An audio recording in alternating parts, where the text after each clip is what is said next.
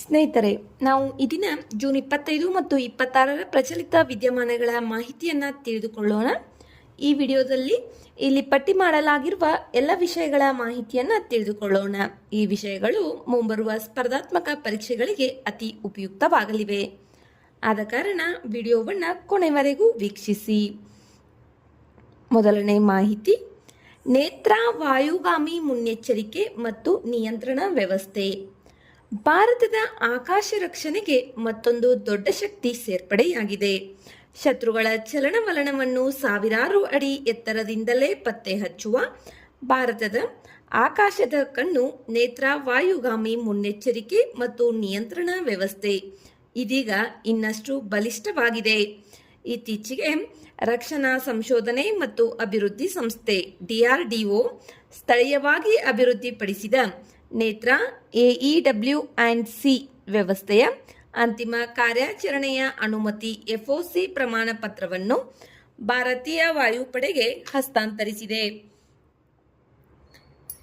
ಈ ನೇತ್ರ ವ್ಯವಸ್ಥೆ ಎಂಬ್ರೇರ್ EMB-145 ವಿಮಾನದ ಮೇಲೆ ನಿರ್ಮಿಸಲಾಗಿರುವ ವಿಶೇಷ ವಾಯುಗಾಮಿ ರೆಡಾರ್ ಮತ್ತು ಕಮಾಂಡ್ ಪ್ಲಾಟ್ಫಾರ್ಮ್ ಆಗಿದೆ.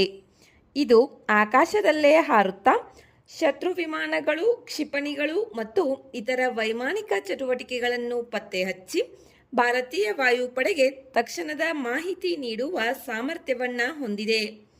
ಇದನ್ನು ಸಾಮಾನ್ಯವಾಗಿ ಭಾರತೀಯ ವಾಯುಪಡೆಯ ಆಕಾಶದಲ್ಲಿನ ಕಣ್ಣು ಎಂದು ಕರೆಯಲಾಗುತ್ತದೆ. ಬೆಂಗಳೂರು ಮೂಲದ ಸೆಂಟರ್ ಫಾರ್ ಏರೋಬೋರ್ನ್ ಸಿಸ್ಟಮ್ಸ್ ಕ್ಯಾಪ್ಸ್ ಈ ಮಹತ್ವದ ತಂತ್ರಜ್ಞಾನವನ್ನು ಸ್ಥಳೀಯವಾಗಿ ಅಭಿವೃದ್ಧಿಪಡಿಸಿದೆ. ವಿಶ್ವದಲ್ಲಿಯೇ ಇಂತಹ ವಾಯುಗಾಮಿ ಆರಂಭಿಕ ಎಚ್ಚರಿಕೆ ವ್ಯವಸ್ಥೆಯನ್ನು ಅಭಿವೃದ್ಧಿಪಡಿಸಿದ ದೇಶಗಳ ಪಟ್ಟಿಯಲ್ಲಿ ಭಾರತ ಇವಾಗ 5ನೇ ಸ್ಥಾನದಲ್ಲಿದೆ. ಇದು ಕೇವಲ ಒಂದು ರಕ್ಷಣಾ ವ್ಯವಸ್ಥೆಯಲ್ಲ, ಇದು ಭಾರತದ ಸ್ವದೇಶಿ ತಂತ್ರಜ್ಞಾನ, ಸಾಮರ್ಥ್ಯ ಮತ್ತು ರಕ್ಷಣಾ ಸ್ವಾವಲಂಬನೆಯ ಹೊಸ ಹೆಜ್ಜೆಯಾಗಿದೆ. ನೆಕ್ಸ್ಟ್, ಬಂಗನಪಲ್ಲಿ ಮಾವು. ಭಾರತದ ಮಾವಿನ ಸಿಹಿ ಈಗ ವಿದೇಶಗಳಿಗೂ ತಲುಪುತ್ತಿದೆ. ಆಂಧ್ರ ಪ್ರದೇಶದ ಪ್ರಸಿದ್ಧ ಬಂಗನಪಲ್ಲಿ ಮಾವು ಇದೀಗ ಸಿಂಗಪುರದ ಮಾರುಕಟ್ಟೆಗೆ ಹೊಸ ಹೆಜ್ಜೆಯನ್ನ ಇಟ್ಟಿದೆ. ಆದ ಕಾರಣ ಇದು ಸುದ್ದಿಯಲ್ಲಿದೆ.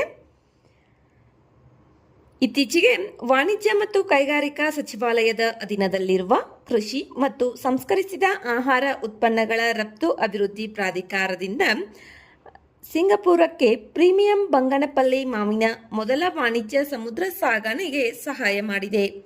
ಬಂಗನಪಲ್ಲಿ ಮಾವು ಆಂಧ್ರ ಪ್ರದೇಶದ ಬಂಗನಪಲ್ಲಿ ಪಟ್ಟಣದಲ್ಲಿ ಬೆಳೆಯುವ ಭಾರತದ ಅತ್ಯಂತ ಜನಪ್ರಿಯ ಮಾವಿನ ತಳಿಯಲ್ಲಿ ಒಂದಾಗಿದೆ. ಈ ಮಾವನ್ನು ಬನೇಶನ್, ಚಪ್ಪತಾಯಿ, ಸಫೇದ ಎಂದು ಕೂಡ ಕರೆಯಲಾಗುತ್ತದೆ. ಇದರ ವಿಶೇಷತೆ ಚಿನ್ನದ ಹಳದಿ ಬಣ್ಣ, ನಾರುರಹಿತ ಮೃದುವಾದ ತಿರುಳು, ಹೆಚ್ಚಿನ ಸಿಹಿ, ಮನಮೋಹಕ ಪರಿಮಳ. ಈ ಗುಣಗಳಿಂದಲೇ ಬಂಗನಪಲ್ಲಿ ಮಾವಿಗೆ ಅಂತಾರಾಷ್ಟ್ರೀಯ ಮಾರುಕಟ್ಟೆಯಲ್ಲಿ ಹೆಚ್ಚಿನ ಬೇಡಿಕೆ ಇದೆ. ಭಾರತದಿಂದ ಮಾವಿನ ರಫ್ತು ಹೆಚ್ಚಿಸಲು ಇದು ದೊಡ್ಡ ಅವಕಾಶವನ್ನು ಸೃಷ್ಟಿಸುತ್ತಿದೆ.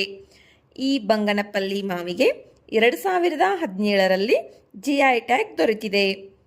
GI ಟ್ಯಾಗ್ ಎಂದರೇನು?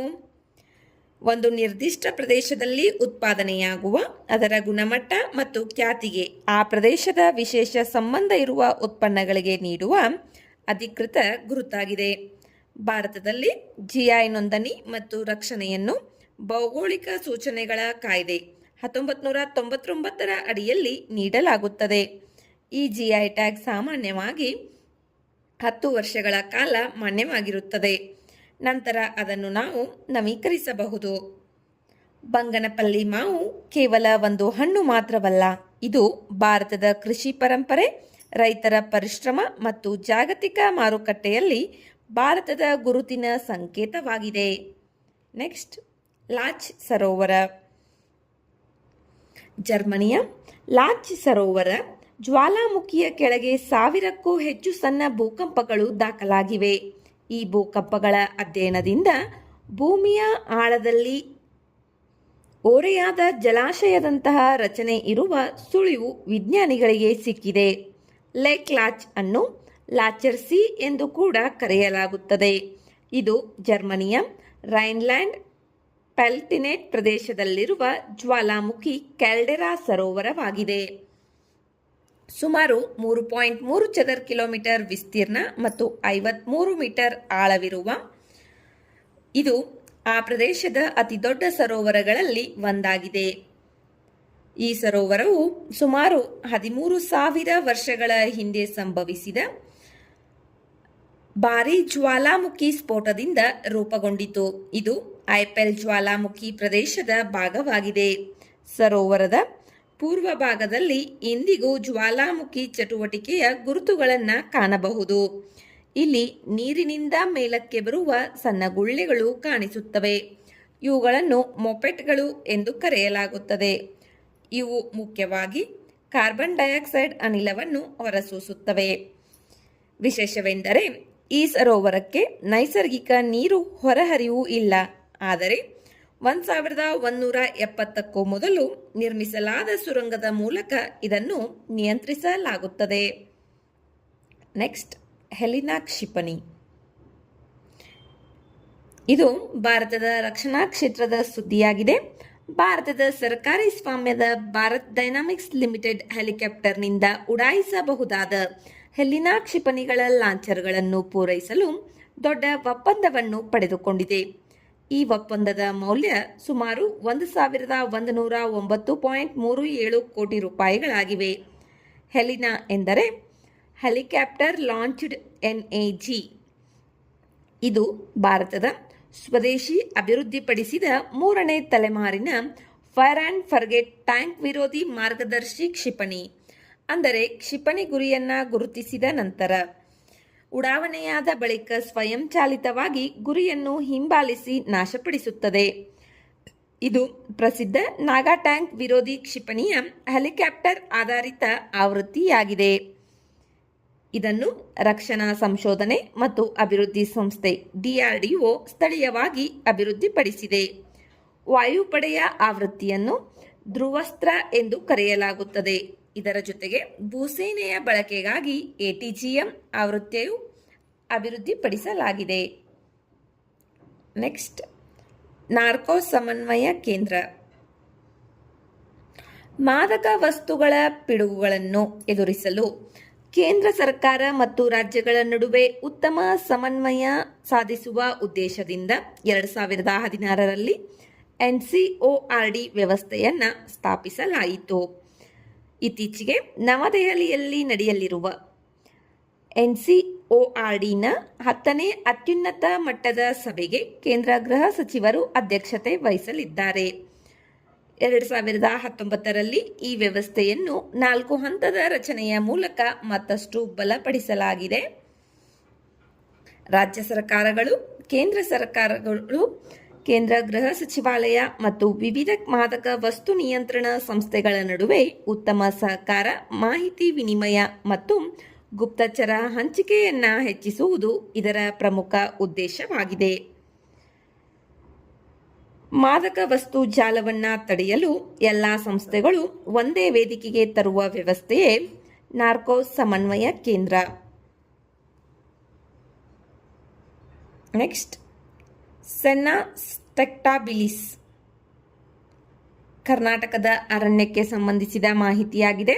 ಮಲೆ ಮಹದೇಶ್ವರ ಬೆಟ್ಟ ವನ್ಯಜೀವಿ ಅಭಯಾರಣ್ಯದಲ್ಲಿ ಈ ಆಕ್ರಮಣಕಾರಿ ಸಸ್ಯವನ್ನು ಬೇರು ಸಹಿತ ತೆರವುಗೊಳಿಸುವ ಕಾರ್ಯ ನಡೆಯುತ್ತಿದೆ. ಸೆನ್ನಾ ಸ್ಟೆಕ್ಟಾಬಿಲಿಸ್ ಒಂದು ಉಷ್ಣವಲಯದ ಅಮೆರಿಕ ಮೂಲದ ಹೂ ಬಿಡುವ ಮರವಾಗಿದೆ. ಆಲ್ಮೋಸ್ಟ್ ಎಲ್ಲರೂ ನೋಡಿರ್ತೀರಿ, ರಸ್ತೆ ಅಕ್ಕಪಕ್ಕ ಈ ಮರ ಇರುತ್ತೆ. ಯೆಲ್ಲೋ ಕಲರ್ ಹೂವಾಗಿರುತ್ತೆ. ಇದು ಹಳದಿ ಬಣ್ಣದ ಆಕರ್ಷಕ ಹೂವುಗಳಿಂದಾಗಿ ಇದನ್ನು ಅಲಂಕಾರಿಕ ಸಸ್ಯವಾಗಿ ಬೆಳೆಸಲಾಗುತ್ತಿತ್ತು.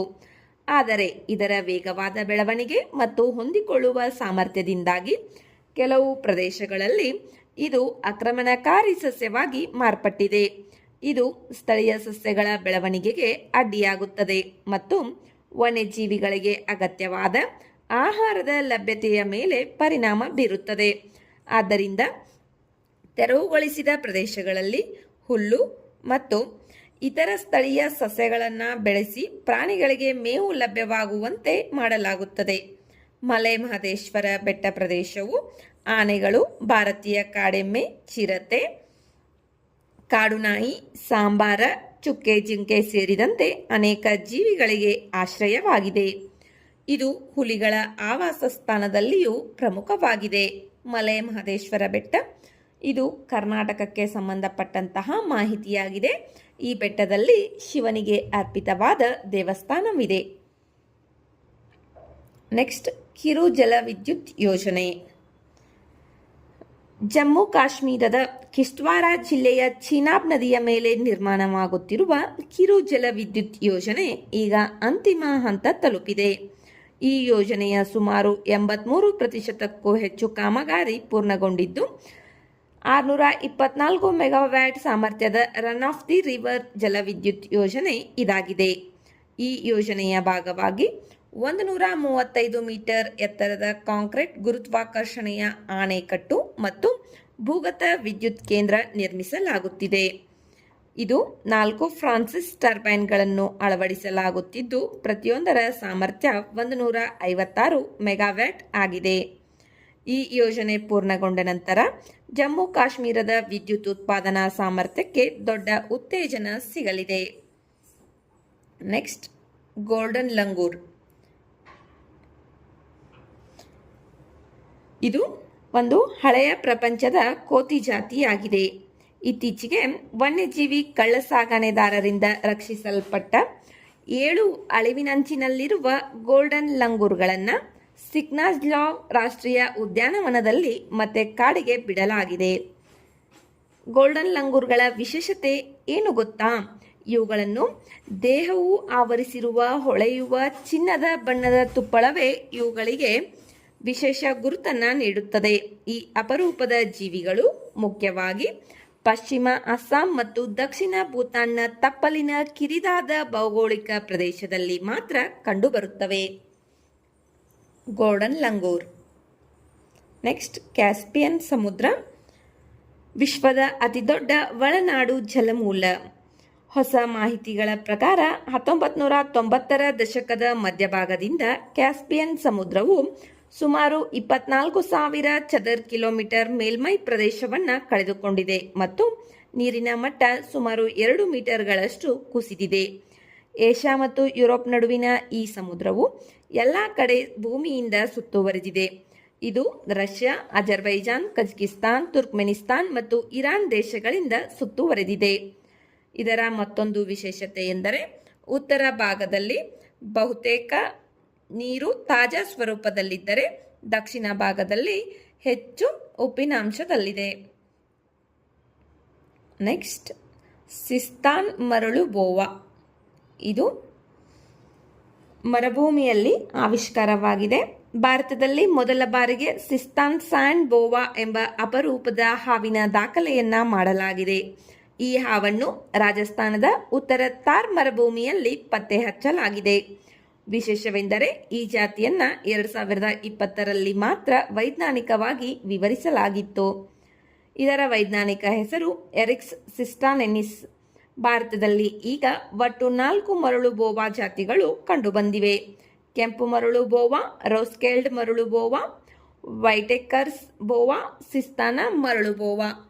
ಸಿಸ್ತಾನ ಮರಳು ಬೋವಾವನ್ನು ಗುರುತಿಸುವ ವಿಶೇಷ ಲಕ್ಷಣವೆಂದರೆ ದೇಹದ ಮೇಲಿರುವ ನಿರಂತರ ಕಪ್ಪು ಪಟ್ಟಿಗಳು ಮತ್ತು ತುದಿಯ ಕಡೆಗೆ ನಿಧಾನವಾಗಿ ಸಣ್ಣದಾಗುವ ಬಾಲ. ಇದು ನಮ್ಮ ರಾಜಸ್ಥಾನದ ಥಾರ್ ಮರುಭೂಮಿಯ ಉತ್ತರದ ಕಡೆ ಕಂಡುಬಂದಿದೆ. ನೆಕ್ಸ್ಟ್, ತೇವಾಕಲೆ. ಇದು ನಮ್ಮ ಭಾರತದ ಹೆಮ್ಮೆಯ ಕಲೆಯಾಗಿದೆ. ಇತ್ತೀಚೆಗೆ ಪ್ರಧಾನಮಂತ್ರಿಗಳು ಸ್ಲೋವಾಕಿಯಾಗೆ ಭೇಟಿ ನೀಡಿದಾಗ ಅಲ್ಲಿಯ ಅಧ್ಯಕ್ಷರಿಗೆ ತೇವಾಕಲೆಯ ಕಂಪ್ಲಿಕ್ಗಳನ್ನು ಉಡುಗೊರೆಯಾಗಿ ನೀಡಿದ್ದಾರೆ. ಆದ ಕಾರಣ ಇದು ಸುದ್ದಿಯಲ್ಲಿದೆ. ಏನಿದು ತೇವಾಕಲೆ? ಬಣ್ಣದ ಗಾಜಿನ ಮೇಲೆ ಚಿನ್ನವನ್ನು ಬೆಸೆಯುವ ವಿಶಿಷ್ಟ ಆಭರಣ ತಯಾರಿಕಾ ಕಲೆಯಾಗಿದೆ. ಈ ಕಲೆ ರಾಜಸ್ಥಾನದ ಪ್ರತಾಪ್ಗಢ್ ಜಿಲ್ಲೆಯಲ್ಲಿ ಸುಮಾರು 400 ವರ್ಷಗಳ ಹಿಂದೆ ಬೆಳವಣಿಗೆಯಾಯಿತು. ಇದನ್ನು 18ನೇ ಶತಮಾನದಲ್ಲಿ ನಾಥುಲಾಲ್ ಸೋನೆವಾಲ್ ಅವರು ಅಭಿವೃದ್ಧಿಪಡಿಸಿದರು ಎಂದು ಹೇಳಲಾಗುತ್ತದೆ. ತೇವಾ ಎಂಬ ಪದದ ಅರ್ಥ ಸ್ಥಳೀಯ ಭಾಷೆಯಲ್ಲಿ ಸೆಟ್ಟಿಂಗ್ ಎಂದಾಗಿದೆ. ಈ ಕಲೆಗೆ GI ಟ್ಯಾಗ್ ದೊರೆತಿದೆಯೇ? ಹೌದು, ಈ ಕಲೆಗೆ 2014ರಲ್ಲಿ GI ಟ್ಯಾಗ್ ದೊರೆತಿದೆ. ಈಗಾಗಲೇ GI ಟ್ಯಾಗ್ ಎಂದರೆ ಏನು ಎಂಬುದನ್ನು ನಾನು ಎಕ್ಸ್ಪ್ಲೇನ್ ಮಾಡಿದ್ದೇನೆ. ನೆಕ್ಸ್ಟ್, ಇವಾಗ ನಾವು ಸುಪ್ರೀಂ ಕೋರ್ಟ್ಗೆ ಸಂಬಂಧಪಟ್ಟಂತಹ ಮಾಹಿತಿಯನ್ನು ತಿಳಿದುಕೊಳ್ಳೋಣ. ರಚನಾತ್ಮಕ ರೇಸ್ ಜುಡಿಕಾಟ ಸಿದ್ಧಾಂತ. ಈ ತತ್ವದ ಮುಖ್ಯ ಉದ್ದೇಶವೇನು? ಒಂದೇ ವಿಷಯದ ಬಗ್ಗೆ ಮತ್ತೆ ಮತ್ತೆ ಕಾನೂನು ಹೋರಾಟ ನಡೆಸುವುದನ್ನು ತಡೆಯುವುದು ಮತ್ತು ನ್ಯಾಯಾಂಗ ಪ್ರಕ್ರಿಯೆಯಲ್ಲಿ ಅಂತಿಮತೆಯನ್ನು ಖಚಿತಪಡಿಸುವುದು. ರೇಸ್ ಜುಡಿಕಾಟ ಎಂಬ ಪದದ ಅರ್ಥ ಈ ವಿಷಯವನ್ನು ಈಗಾಗಲೇ ನಿರ್ಧರಿಸಲಾಗಿದೆ ಅಥವಾ ನಿರ್ಣಯಿಸಲಾಗಿದೆ ಎಂಬುದಾಗಿದೆ. ಇದು ಇಂಗ್ಲಿಷ್ ಸಾಮಾನ್ಯ ಕಾನೂನು ವ್ಯವಸ್ಥೆಯಿಂದ ಅಭಿವೃದ್ಧಿಯಾಯಿತು. ಭಾರತದಲ್ಲಿ ಇದನ್ನು 1908ರ ಸಿವಿಲ್ ಪ್ರೊಸೀಜರ್ ಕೋಡ್ ಸೆಕ್ಷನ್ 11ರ ಅಡಿಯಲ್ಲಿ ಅಳವಡಿಸಲಾಗಿದೆ. ಇದರ ವಿಸ್ತರಣೆಯೇ ರಚನಾತ್ಮಕ ರೇಸ್ ಜುಡಿಕಾಟ. ಹಿಂದಿನ ಪ್ರಕರಣದಲ್ಲಿ ಎತ್ತಬಹುದಾಗಿದ್ದ ಆದರೆ ಎತ್ತದೇ ಬಿಟ್ಟ ವಿಷಯವನ್ನು ನಂತರದ ಪ್ರಕರಣದಲ್ಲಿ ಮತ್ತೆ ಎತ್ತಲು ಅವಕಾಶವಿಲ್ಲ. ಈ ತತ್ವ ಅನ್ವಯಿಸಲು ಎರಡು ಪ್ರಕರಣಗಳ ಪಕ್ಷಗಳು ಒಂದೇ ಆಗಿರಬೇಕು, ವಿಷಯ ಒಂದೇ ಆಗಿರಬೇಕು. ಹಿಂದಿನ ಪ್ರಕರಣದಲ್ಲಿ ಆ ವಿಷಯ ವಿವಾದಾತ್ಮಕವಾಗಿರಬೇಕು, ಹಿಂದಿನ ಪ್ರಕರಣದಲ್ಲಿ ಅಂತಿಮ ತೀರ್ಪು ಬಂದಿರಬೇಕು. ಇದರ ಮೂಲಕ ನ್ಯಾಯಾಲಯಗಳಲ್ಲಿ ಸಮಯ ಮತ್ತು ಸಂಪನ್ಮೂಲಗಳ ಉಳಿತಾಯವಾಗುತ್ತದೆ. ಅಂದರೆ ಈಗಾಗಲೇ ನಿರ್ಧಾರವಾದಂತಹ ಕೇಸ್ಗಳನ್ನು ಮತ್ತೆ ನಾವು ಕೋರ್ಟ್ಗೆ ಮೊಕದ್ದಮೆಯನ್ನು ಹೂಡಲು ಈ ಅವಕಾಶವನ್ನು ನೀಡದೇ ಇರುವುದಕ್ಕೆ ಈ ತತ್ವವಿದೆ. ಇದರಿಂದ ಕೋರ್ಟ್ನ ಸಮಯ ಉಳಿತಾಯವಾಗಲಿದೆ. ನೆಕ್ಸ್ಟ್, ಬೆರಿಸಮ್ ಸರೋವರ ಎಲ್ಲಿದೆ? ತಮಿಳುನಾಡಿನ ದಿಂಡಿಗಲ್ ಜಿಲ್ಲೆಯ ಕೊಡೈಕೆನಲ್ನಲ್ಲಿರುವ ಈ ಕೃತಕ ಸರೋವರದ ಪರಿಸರ ಅಧ್ಯಯನ ನಡೆಸುವಂತೆ ಮದ್ರಾಸ್ ಹೈಕೋರ್ಟ್ ಮದುರೈ ಪೀಠದಲ್ಲಿ ಅರ್ಜಿ ಸಲ್ಲಿಸಲಾಗಿದೆ. ಆದ ಕಾರಣ ಇದು ಸುದ್ದಿಯಲ್ಲಿದೆ. ಈ ಸರೋವರವು ಪಳನಿ ಬೆಟ್ಟಗಳ ಮೇಲ್ಭಾಗದಲ್ಲಿವೆ. 1867ರಲ್ಲಿ ಆಣೆಕಟ್ಟು ನಿರ್ಮಾಣದ ಮೂಲಕ ಈ ಸರೋವರವನ್ನು ನಿರ್ಮಿಸಲಾಯಿತು. ಬೆರಿಸಮ್ ಸರೋವರ ಇದೊಂದು ಕೃತಕ ಸರೋವರವಾಗಿದೆ.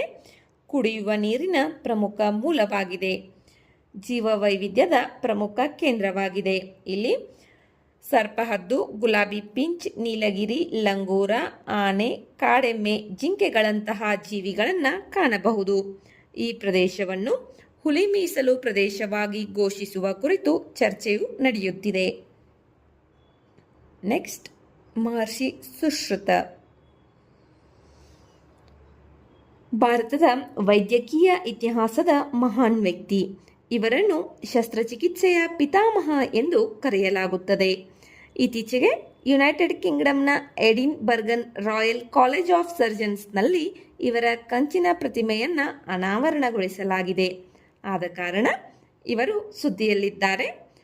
ಸುಶ್ರುತರು ರಚಿಸಿದ ಸುಶ್ರುತ ಸಂಹಿತೆ ಪ್ರಾಚೀನ ವೈದ್ಯಕೀಯ ಪ್ರಮುಖ ಗ್ರಂಥವಾಗಿದೆ. ಈ ಗ್ರಂಥದಲ್ಲಿ 184 ಅಧ್ಯಾಯಗಳು, 300ಕ್ಕೂ ಹೆಚ್ಚು ಶಸ್ತ್ರಚಿಕಿತ್ಸಾ ವಿಧಾನಗಳು ಮತ್ತು 120ಕ್ಕೂ ಹೆಚ್ಚು ಶಸ್ತ್ರಚಿಕಿತ್ಸಾ ಉಪಕರಣಗಳ ಬಗ್ಗೆ ವಿವರಗಳಿವೆ. ಇವರ ಪ್ರಮುಖ ಕೊಡುಗೆಗಳಲ್ಲಿ ಮೂಗಿನ ಪುನರ್ನಿರ್ಮಾಣ ಶಸ್ತ್ರಚಿಕಿತ್ಸೆ, ರೈನೋಪ್ಲಾಸ್ಟಿ, ಕಲ್ಲು ತೆಗೆಯುವ ಶಸ್ತ್ರಚಿಕಿತ್ಸೆ ಮುಂತಾದವು ಸೇರಿವೆ. ಸುಶ್ರುತರು ಆಯುರ್ವೇದ ವೈದ್ಯಕೀಯ ಕ್ಷೇತ್ರಕ್ಕೆ ನೀಡಿದ ಕೊಡುಗೆ ವಿಶ್ವಪ್ರಸಿದ್ಧವಾಗಿದೆ. ನೆಕ್ಸ್ಟ್, ಹೆಮಿಸಿಲಿಯಂ ಡರ್ಜಿಯೋನೆ. Walking shark. ವಿಜ್ಞಾನಿಗಳು ಹೊಸ ಜಾತಿಯ ವಾಕಿಂಗ್ ಶಾರ್ಕನ್ನು ಪತ್ತೆ ಮಾಡಿದ್ದಾರೆ. ಇದರ ಹೆಸರು ಹೆಮಿಸಿಲಿಯಂ ಡೆಡ್ಜಿಯೋನೆ. ಇದು ಪಪುವಾ ನ್ಯೂಗಿನಿಯಾದ ಮಿಲ್ನೆ ಕೊಲ್ಲಿಯ ನೀರಿನಲ್ಲಿ ಕಂಡುಬಂದಿದೆ. ಈ ಶಾರ್ಕ್ ವಿಶೇಷತೆ ಎಂದರೆ ಇದು ತನ್ನ ರೆಕ್ಕೆಗಳನ್ನು ಬಳಸಿ ಸಮುದ್ರದ ತಳದಲ್ಲಿ ನಡೆಯುವಂತೆ ಚಲಿಸುತ್ತದೆ. ಇವು ಹೆಮಿಸಿಲಿಯಂ ಕುಲಕ್ಕೆ ಸೇರಿವೆ. ಇವು ಆಸ್ಟ್ರೇಲಿಯಾ, ಇಂಡೋನೇಷಿಯಾ ಮತ್ತು ಪಪುವಾ ನ್ಯೂಗಿನಿಯಾದ ಉಷ್ಣವಲಯದ ಪ್ರದೇಶಗಳಲ್ಲಿ ಕಂಡುಬರುತ್ತವೆ. ನೆಕ್ಸ್ಟ್, ಸೇವಾ ಉತ್ಪಾದನಾ ಸೂಚ್ಯಂಕ ISP. ಇದು ಆರ್ಥಿಕ ಕ್ಷೇತ್ರಕ್ಕೆ ಸಂಬಂಧಿಸಿದ ಮಾಹಿತಿಯಾಗಿದೆ. ಅಂಕಿಅಂಶ ಮತ್ತು ಕಾರ್ಯಕ್ರಮ ಅನುಷ್ಠಾನ ಸಚಿವಾಲಯ ಸೇವಾ ಉತ್ಪಾದನೆಯ ಸೂಚ್ಯಂಕವನ್ನು ಆರಂಭಿಸಲು ಸಿದ್ಧತೆ ನಡೆಸುತ್ತಿದೆ. ಈ ಸೂಚ್ಯಂಕವು ಸೇವಾ ವಲಯದ ಉತ್ಪಾದನೆಯಲ್ಲಿ ಆಗುವ ಬದಲಾವಣೆಗಳನ್ನು ಅಳೆಯುತ್ತದೆ. ಇದಕ್ಕಾಗಿ ಜಿಎಸ್ಟಿ ಡಾಟಾ, ಆಡಳಿತಾತ್ಮಕ ಮಾಹಿತಿ, ವಿವಿಧ ಸೇವಾ ಕ್ಷೇತ್ರಗಳ ಅಂಕಿಅಂಶಗಳನ್ನು ಬಳಸಲಾಗುತ್ತದೆ. ಇದು ಭಾರತದ ಸೇವಾ ವಲಯದ ನೈಜ ಬೆಳವಣಿಗೆಯನ್ನು ಅರ್ಥ ಮಾಡಿಕೊಳ್ಳಲು ಸಹಾಯ ಮಾಡುತ್ತದೆ. ನೆಕ್ಸ್ಟ್, ಚಿಟಲ್. ಚಿಟಲನ್ನು ಚುಕ್ಕೆ ಜಿಂಕೆ ಅಥವಾ ಆಕ್ಸಿಸ್ ಜಿಂಕೆ ಎಂದು ಕೂಡ ಕರೆಯಲಾಗುತ್ತದೆ. ಇದು ಭಾರತೀಯ ಉಪಖಂಡದ ಸ್ಥಳೀಯ ಜಿಂಕೆ ಜಾತಿಯಾಗಿದೆ. ಭಾರತ, ನೇಪಾಳ, ಭೂತಾನ್, ಬಾಂಗ್ಲಾದೇಶ್, ಶ್ರೀಲಂಕಾದಲ್ಲಿ ಇವು ಕಂಡುಬರುತ್ತವೆ. ಇವು ಸಾಮಾನ್ಯವಾಗಿ ಹಿಂಡುಗಳಲ್ಲಿ ವಾಸಿಸುತ್ತವೆ. ಇವುಗಳನ್ನು IUCN ಕೆಂಪು ಪಟ್ಟಿಯಲ್ಲಿ ಕಡಿಮೆ ಕಾಳಜಿ ಎಂದು ವರ್ಗೀಕರಿಸಲಾಗಿದೆ. ಇದು ಇವಾಗ ಏಕೆ ಸುದ್ದಿಯಲ್ಲಿದೆ ಎಂದರೆ, ಇತ್ತೀಚೆಗೆ ಉದಾಂತಿ ಸೀತಾನದಿ ಹುಲಿ ಅಭಯಾರಣ್ಯದ ಪ್ರದೇಶದೊಳಗೆ ಈ ಚಿತಲನ್ನು ಬೇಟೆಯಾಡಲಾಗಿದೆ. ಆದ ಕಾರಣ ಅಧಿಕಾರಿಗಳು ಇಬ್ಬರು ಗ್ರಾಮಸ್ಥರನ್ನು ಬಂಧಿಸಿ ಶಂಕಿತ ಮಾಂಸ, ಬಿಲ್ಲುಗಳು ಮತ್ತು ಬಾಣಗಳ ಎಲ್ಲಗಳನ್ನ ವಶಪಡಿಸಿಕೊಂಡಿದ್ದಾರೆ. ಆದ್ದರಿಂದ ಇದು ಸುದ್ದಿಯಲ್ಲಿದೆ. ನೆಕ್ಸ್ಟ್, ಭಾರತಿ ಉಪಕ್ರಮ. ಭಾರತದ ಕೃಷಿ ತಂತ್ರಜ್ಞಾನ ಸ್ಥಿತಿಸ್ಥಾಪಕತ್ವ, ಪ್ರಗತಿ ಮತ್ತು ರಫ್ತು ನಾವೀನ್ಯತೆಗಾಗಿ ಕೆಲಸ ಮಾಡುವ ಇದು ಕೇಂದ್ರವಾಗಿದೆ. ಕೃಷಿ ಮತ್ತು ಸಂಸ್ಕರಿಸಿದ ಆಹಾರ ಉತ್ಪನ್ನಗಳ ರಫ್ತು ಅಭಿವೃದ್ಧಿ ಪ್ರಾಧಿಕಾರದ ಒಂದು ಪ್ರಮುಖ ಉಪಕ್ರಮ ಇದಾಗಿದೆ. ಕೃಷಿ ಆಧಾರಿತ ಸ್ಟಾರ್ಟ್ಅಪ್ಗಳಿಗೆ ಉತ್ತೇಜನ ನೀಡುವುದು, 2030ರ ವೇಳೆಗೆ 100 ಕೃಷಿ ಆಹಾರ ನವೋದ್ಯಮಗಳಿಗೆ ಬೆಂಬಲ ನೀಡುವುದು ಇದರ ಪ್ರಮುಖ ಉದ್ದೇಶವಾಗಿದೆ. ಇದು ಆತ್ಮನಿರ್ಭರ್ ಭಾರತ ಮತ್ತು ಸ್ಟಾರ್ಟ್ಅಪ್ ಇಂಡಿಯಾ ದೃಷ್ಟಿಕೋನಕ್ಕೆ ಹೊಂದಿಕೆಯಾಗುತ್ತದೆ. Bharat hub for agritech resilience advancement and incubation, Bharati full form ಇದು. Next, youth collab.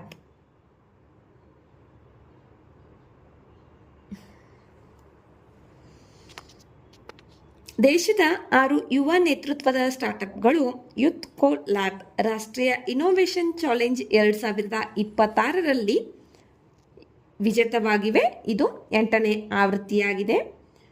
ಇದನ್ನು UNDP, Bharat, Siri foundation, Atal innovation mission ಇವುಗಳ ಸಹಭಾಗಿತ್ವದಲ್ಲಿ ನಡೆಸಲಾಗುತ್ತದೆ.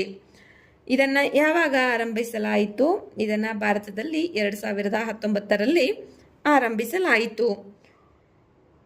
ಯುವ ಉದ್ಯಮಿಗಳನ್ನು ಉತ್ತೇಜಿಸುವುದು ಮತ್ತು ಹೊಸ ಆವಿಷ್ಕಾರಗಳಿಗೆ ವೇದಿಕೆ ಕಲ್ಪಿಸುವುದು ಇದರ ಪ್ರಮುಖ ಉದ್ದೇಶವಾಗಿದೆ.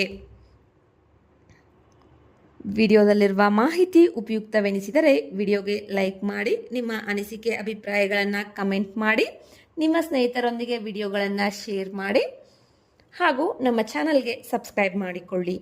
ಧನ್ಯವಾದಗಳು.